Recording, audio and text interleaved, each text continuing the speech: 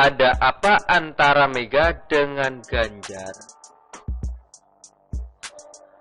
Mengamati berita hari ini, politisi senior P3, Arsul Sani, berkomentar tajam soal pembahasan nama Puan Maharani dalam kaitan pencalonan di Pilpres.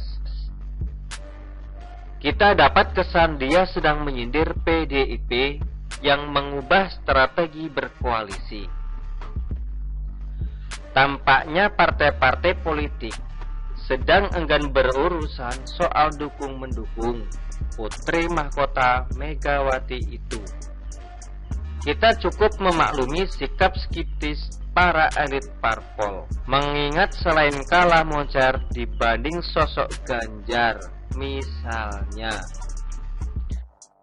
Jam terbang Puan di kancah eksekutif pun terbilang sangat dangkal. Cermati kinerjanya saat menjadi Menko di Kabinet Kerja Jokowi adalah yang merasa terkesan. Tentu hal ini sangat berpengaruh kepada elektabilitasnya ketika berkompetisi dengan jagoan yang lebih moncer. Bagaimanapun, kita harus realistis dan bukan hanya mengandalkan nama besar sang kakek. Toh yang akan berkiprah kelak bukan lagi Bung Karno, melainkan murni pribadi Puan sendiri. Barangkali Megawati sebagai pemegang prerogatif dalam menunjuk seorang calon di internalnya harus menjaga marwah partai yang dipimpinnya. Jika kalah moncer dalam survei, kenapa harus dipaksakan? Lebih-lebih masih punya nama lain yang juga kader sendiri. Pahit-pahitnya jika tetap memaksakan nama Puan, dan justru pemilih lebih suka calon dari kompetitor, maka taruhannya akan sangat mahal. Lihat saja perbandingan Ganjar yang jadi pemuncak di survei terbaru dengan nama Puan yang jauh di bawahnya. Bagaimana mungkin PDIP tak bisa menghitung kekuatan angka tersebut? Masa lalu memang kerap memabukkan sekaligus menyesatkan. Nama besar sang kakek tetap dipakai daya jual. Sementara bobot tantangan bangsa ini sudah sedemikian berubah. Dan hal itulah yang dipakai pemilih sebagai pertimbangan memilih calon presidennya. Kalau memang PDIP tetap ngotot seperti itu, naga-naganya para pendukung Ganjar harus bergerilya lebih kencang. Saatnya mereka tak lagi mengandalkan kebesaran partai. Karena sebagaimana pengalaman masa lalu, Pilpres tidak selalu simetris dengan pilihan kepada partainya. Syarat pencalonan yang dikaitkan dengan suara partai pengusung memang cukup mengganggu, khususnya bagi nama yang unggul dalam survei. Namun minim dukungan dari parpol. Mau tidak mau, harus berjuang ekstra keras agar partai yang suaranya tidak besar mampu bergandengan tangan dan menggolkan kandidat potensial. Namun karena waktunya yang masih cukup jauh, para pendukung Ganjar harus menjaga asa agar tidak kendor dalam mengilik-ngilik partai calon pengusung.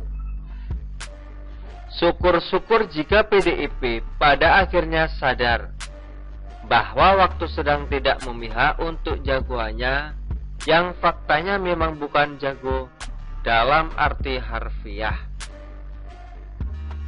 Ambisi memang perlu, tapi jika ambisi itu tidak didukung kelengkapannya, maka cenderung menjadi mimpi kosong.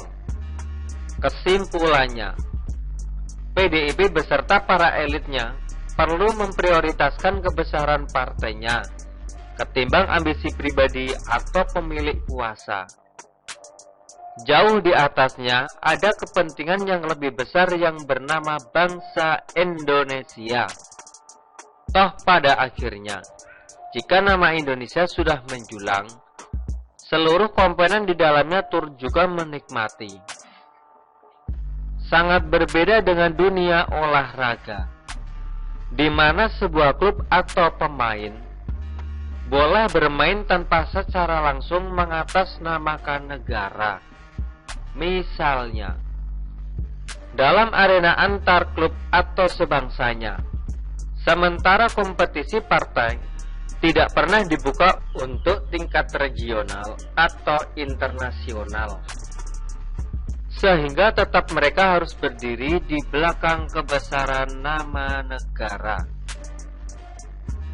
Sebesar apapun partainya, dia tak bisa dibandingkan dengan partai lain di negara berbeda. Tetaplah jadi jago kandang yang baik, karena sekat perjuangan politik hanya ada di lingkup nasional. Di sisi lain, kita tidak juga perlu risih dengan kebesaran partai politik negara adidaya misalnya. Mereka pun hanya boleh berkiprah di dalam negerinya dan tanpa merasa berhak mengatur atau berperan dalam urusan negara lain. Dalam kerangka inilah, setiap partai perlu memfokuskan perjuangan partainya untuk membesarkan nama bangsa. Dan salah satu instrumennya adalah pemimpin bangsa yang mumpuni yang digembleng oleh partai politik. Jadi sangat penting maknanya ketika seorang kader potensial difasilitasi agar berkembang menjadi pemimpin nasional yang pada muaranya membawa nama baik bagi negaranya. Hemat kita, ruh dari pengelolaan negara yang baik dimulai dari cara mengelola partai politik yang baik pula. Sangat penting bagi partai mendukung kader terbaiknya untuk muncul sebagai pemimpin negara, tanpa melihat faktor terah dalam partai, melainkan semata-mata berdasarkan kompetensinya.